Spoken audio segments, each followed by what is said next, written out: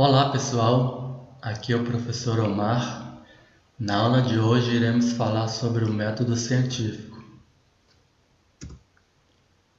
Há algum tempo, na Idade Média, boa parte do conhecimento adquirido era empírico. Ali todo conhecimento prático obtido era por meio de experiência pessoal, ao acaso, após inúmeras tentativas, e assim era passado a terceiros. Este conhecimento empírico poderia ter uma boa utilidade ou não, como veremos a seguir. Para o conhecimento bom, por exemplo, os produtores rurais, algumas vezes sem instrução, sabem o momento certo de fazer o plantio, o tipo de solo que predomina na sua propriedade, a época de fazer os tratos culturais e assim por diante. E isto acontece desde a antiguidade até os dias de hoje. E o conhecimento errado? Naquele período, acreditava-se que qualquer matéria não viva, como a madeira em decomposição, restos de comida, o solo, dentre outros, poderiam originar a vida dos pequenos animais. Daí então surgiram os termos da biogênese ou geração espontânea. Como exemplo, Jean Baptiste ensinava como produzir ratos e escorpiões a partir de uma camisa suada, germe de trigo e queijo. Esta informação errada era passada adiante porque ninguém questionava sobre o que estava causando este fato, ou seja, não procuravam conhecer a causa do problema. E na verdade hoje sabemos que o pano serve de moradia, enquanto o germe de trigo e o queijo como alimento para os ratos e escorpiões. Francisco Redi foi uma das primeiras pessoas a questionar sobre a geração espontânea. E para isto, montou um experimento para tentar de vez acabar com este conhecimento errado. No seu experimento, utilizou a carne dentro de vários vidros. Uma parte destes vidros eram abertos e a outra parte eram fechados com tecido tipo gaze. Ao passar alguns dias, quando a carne entrou em estado de putrefação, Red percebeu que havia surgido larvas somente dentro dos vidros abertos. Mais tarde, ele também verificou moscas no interior destes vidros abertos, enquanto que nos vidros fechados, as moscas somente estavam do lado de fora. Então Red pôde concluir que as larvas eram um estágio da vida das moscas e que elas não se originavam a partir da carne, derrubando assim a teoria errada da geração espontânea. Ainda no seu experimento, é possível verificar a utilização de alguns termos da estatística, como a repetição, o controle, tratamentos, casualização, mas que ainda não era conhecido por estes nomes. Estes termos foram assim denominados posteriormente por Fischer. Pensando há cerca de 200 anos atrás, quando a ciência ainda não era tão expandida, como era a vida do homem? Bom, porque tínhamos o ar puro, a água limpa e a tranquilidade do campo. E ruim, porque não tínhamos o conforto que temos hoje, como por exemplo, a luz elétrica, a TV, a internet, entre muitos outros aqui citados. E também não tínhamos alguns recursos científicos, como anestesia e antibióticos. As áreas de física, química, biologia e matemática foram as que mais contribuíram para o conforto que temos hoje. Neste quadro estão algumas das principais descobertas e invenções feitas em menos de 200 anos. Entre elas, algumas já foram mencionadas anteriormente. Agora eu quero destacar na agropecuária a clonagem da primeira ovelha, a Dolly, e a primeira planta geneticamente modificada, o tabaco. Temos também o sequenciamento da Xylella fastidiosa, onde o Brasil foi o pioneiro quando se trata de doenças de plantas. Outra importância é a pesquisa feita em parcerias, ou seja, de forma multidisciplinar. Esse projeto, financiado pela FAPESP, envolveu quase 200 pesquisadores de 34 laboratórios. A ciência avança muito rápido e a cada 10 anos dobra sua capacidade de informação, enquanto que na área de biologia é a cada 5 anos e na área de genética de 2 anos apenas.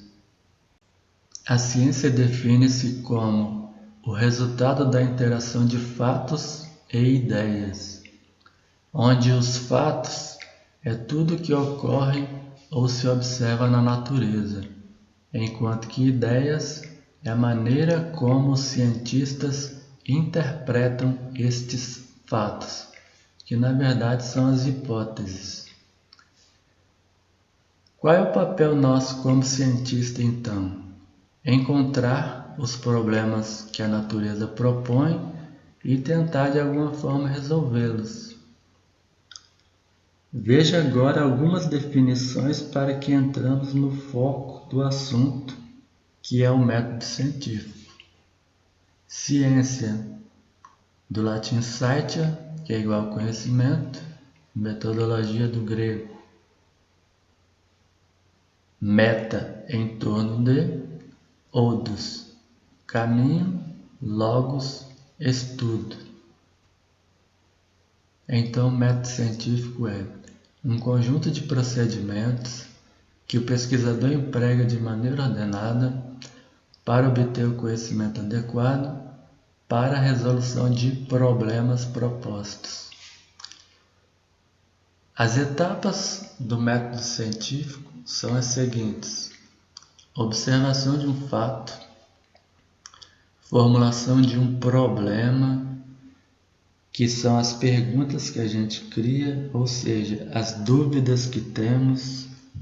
Daí então procura-se a solução para estes problemas e para isso lança-se as hipóteses, que são as respostas prévias aos problemas, que no entanto são apenas suposições. Para comprovar as hipóteses, é necessário fazer a instalação de experimento. E para isso, a hipótese, quando verdadeira, é formulada uma teoria. E, caso ela seja falsa, ela é refutada. Lembrando que no método científico, todas as condições são controladas para evitar possíveis erros que comprometam o experimento. Só assim que a hipótese poderá ou não ser válida. Os experimentos sem controle não têm valor científico. Vamos ver agora um exemplo de aplicação do método científico, que foi a descoberta da primeira vitamina. No século XIX, existia uma epidemia de beriberi no Sudeste Asiático e com o tempo se espalhou para as navegações. Nesse período, morreram muita gente por pensarem que o beriberi era uma doença contagiosa, o que era uma ideia errada do problema. Na tripulação de um navio, o médico Kanehiro Takaki, vendo essa situação, tentou verificar o que poderia ser feito a respeito do beriberi e, para isto, acrescentou arroz polido, carnes, verduras e peixes, e percebeu que muitos marujos doentes melhoraram. Isto era um fato. A base da alimentação dessas pessoas era o arroz polido, ou seja, o arroz branco. Com este fato, surgiram algumas hipóteses, que são as ideias. Uma delas é que não seria uma doença contagiosa o beriberi, e sim a falta de algum componente na alimentação, ou seja, uma doença por carência. A comprovação da hipótese foi feita por Christian Eichmann. Ele percebeu que ao alimentar exclusivamente galinhas com arroz polido, as galinhas eram acometidas de polineurite, que era considerado uma doença equivalente ao beriberi. E quando ele alimentava novamente as mesmas galinhas com arroz agora integral, ou seja, arroz não polido, estas eram curadas. Então estava confirmada a hipótese de que alimentando as galinhas doentes com arroz integral, elas também se recuperavam. Faltava então ainda solucionar o problema. Qual substância estava ausente no arroz polido, cuja falta no organismo causava o beriberi? Christian Eichmann até conseguiu isolar da cutícula do arroz uma substância, que a chamou de princípio antineurítico. Ele admitiu que no arroz polido havia uma toxina, ao qual poderia ser neutralizado pelo princípio antineurítico, o que foi um equívoco. Mais tarde, um polonês, um bioquímico, Casimir Funk, conseguiu isolar as substâncias que compunham a película do arroz. Para isso, estudou vários grupos de galinhas doentes. No grupo de galinhas recuperadas da doença, havia uma substância que era uma amina. Como era importante para a vida, recebeu o nome de vitamina. Hoje se sabe que a tiamina, também conhecida como vitamina B1, foi a primeira vitamina a ser descoberta. Embora nem todas as chamadas vitaminas sejam do grupo aminas, recebe este nome devido à sua grande importância para o organismo, como percebe-se agora neste quadro 2 aqui. De todas as vitaminas que estão aqui, somente a tiamina que faz parte do grupo amina. A pesquisa quanto aos objetivos divide-se em exploratória, descritiva e explicativa. A pesquisa exploratória é a primeira etapa do trabalho científico. E na maioria dos casos estudados, o ponto de partida é a pesquisa bibliográfica. Nela tem-se a base para a elaboração de outras pesquisas. Depois de feita essa pesquisa, o pesquisador terá plenas condições para definir os objetivos e formular as hipóteses de uma pesquisa experimental, por exemplo.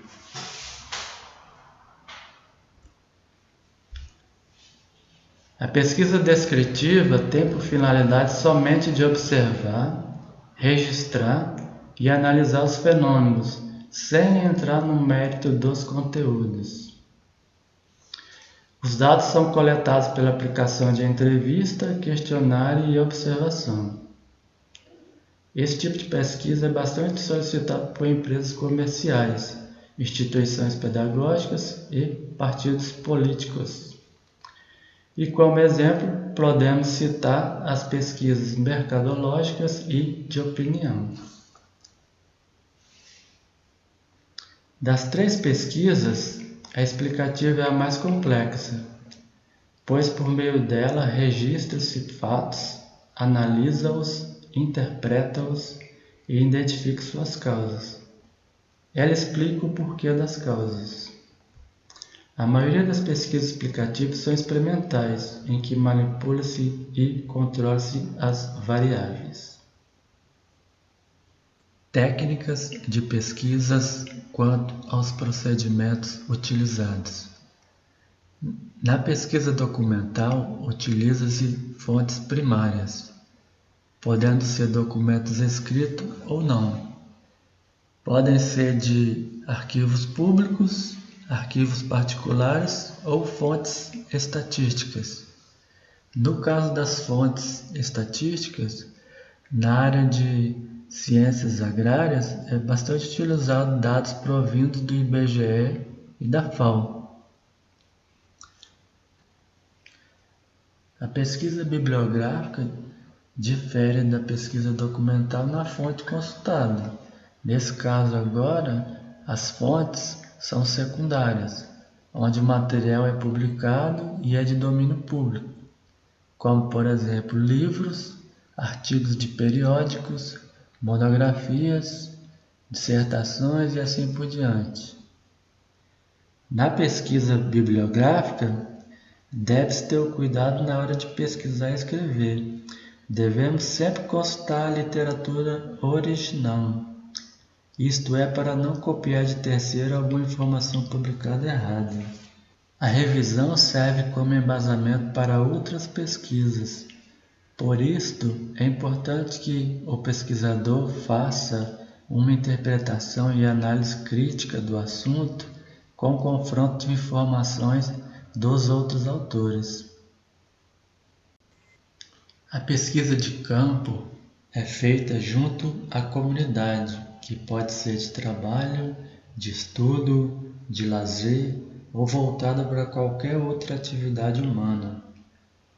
Para obter explicações e interpretações do que ocorre no grupo, utiliza-se a observação direta das atividades estudadas e entrevistas, a análise de documentos, imagens e fotografias reforçam esse tipo de pesquisa.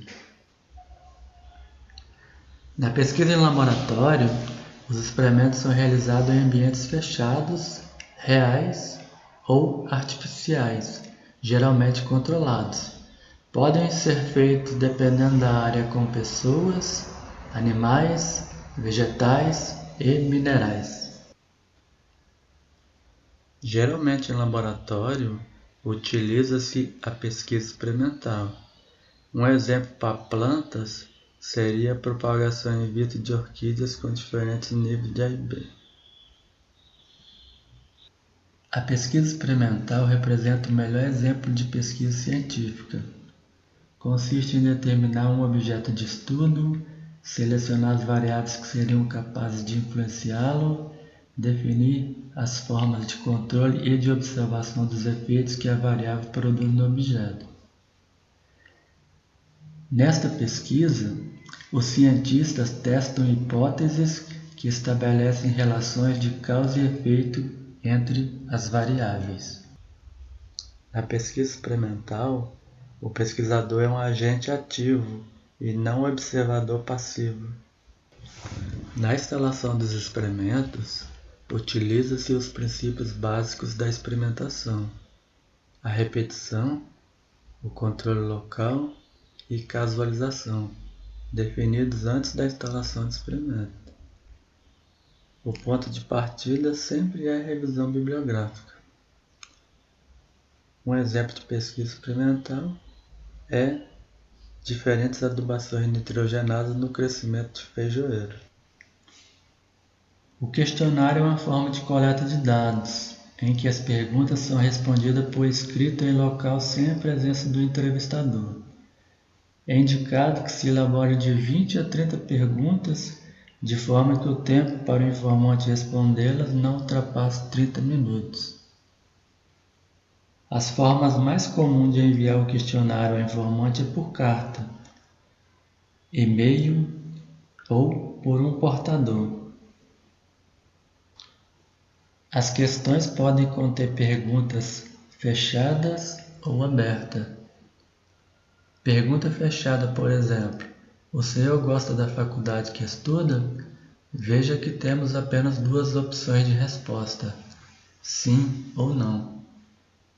E um exemplo de pergunta aberta: o que o senhor acha sobre o uso das células-tronco?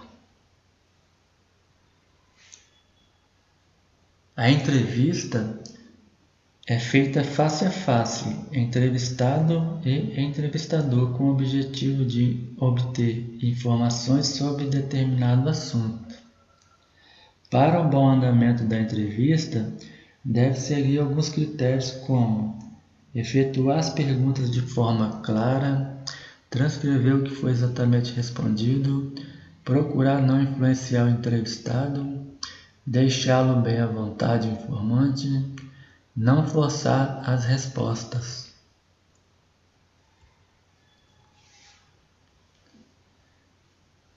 No levantamento, estuda-se o comportamento das pessoas.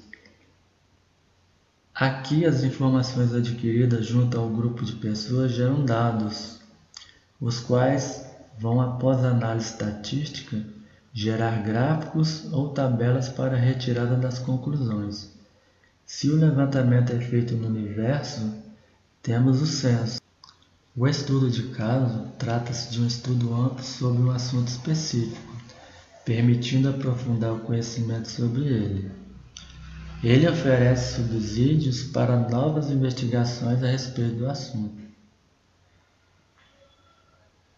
Seus resultados, de um modo geral, são apresentados em aberto, ou seja, na condição de hipóteses, não de conclusões. Ele é bastante utilizado nas ciências sociais e biomédicas. Um exemplo disto é o estudo da síndrome rara, a hemofilia. E assim terminamos a aula de hoje.